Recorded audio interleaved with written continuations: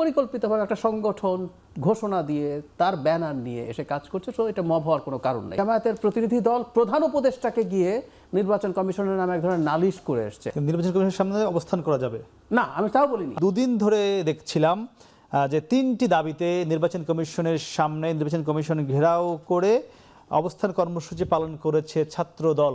সেখানে একটি দাবি ছিল পোস্টাল ভোট ব্যালট নিয়ে জামাতের এখানে সুবিধা দেওয়ার একটি অভিযোগ ছিল। শাহজালাল বিজ্ঞান ও প্রযুক্তি বিশ্ববিদ্যালয়ের ছাত্র সংসদ নির্বাচন যাতে স্থগিত হয় তার একটি দাবি ছিল। এ ধরনের তিনটি দাবি ছিল। এই যে দুদিন ধরে অবস্থান করলো, এটিকে আপনি মব হিসেবে দেখেন কিনা?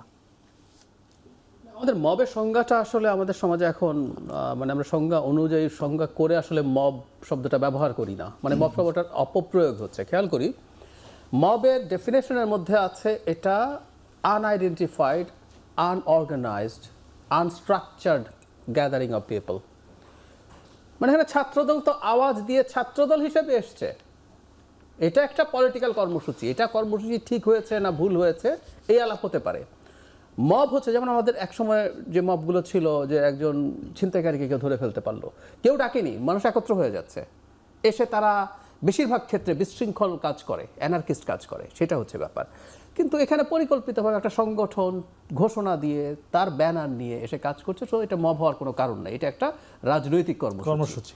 এখন যে প্রশ্নটা উঠেছে যে একটা সাংবিধানিক প্রতিষ্ঠানকে এই চাপ দেওয়াটা তাদের জায়গা থেকে ঠিক হয়েছে কি বেঠিক হয়েছে, সেটা পরবর্তী আলোচনা। সেটা মব কোনোভাবেই না। পরবর্তী আলোচনা কি বলে, ঠিক হয়েছে না বেঠিক হয়েছে, এটা তাদের বিবেচনা। এখন যদি আমরা খেয়াল করি, রাজনৈতিক কর্মসূচি যেভাবে হচ্ছে, যা হচ্ছে, রাজনৈতিক বক্তব্য যা হচ্ছে, আমি এখন এটা বুঝি নির্বাচনকে সামনে রেখে প্রত্যেকটা রাজনৈতিক দল, সেটা মুখে হোক, সেটা তাদের সাক্ষাতের মাধ্যমে হোক, অথবা কখনো কখনো এই ধরনের তাদের পরিকল্পিত কর্মসূচির মাধ্যমে হোক, নির্বাচন কমিশনকে আসলে তারা চাপে রাখতে চায়। চাপে রাখার চেষ্টা বা বক্তব্যের মানে এই না যে নির্বাচন কমিশন খুব খারাপ করছে।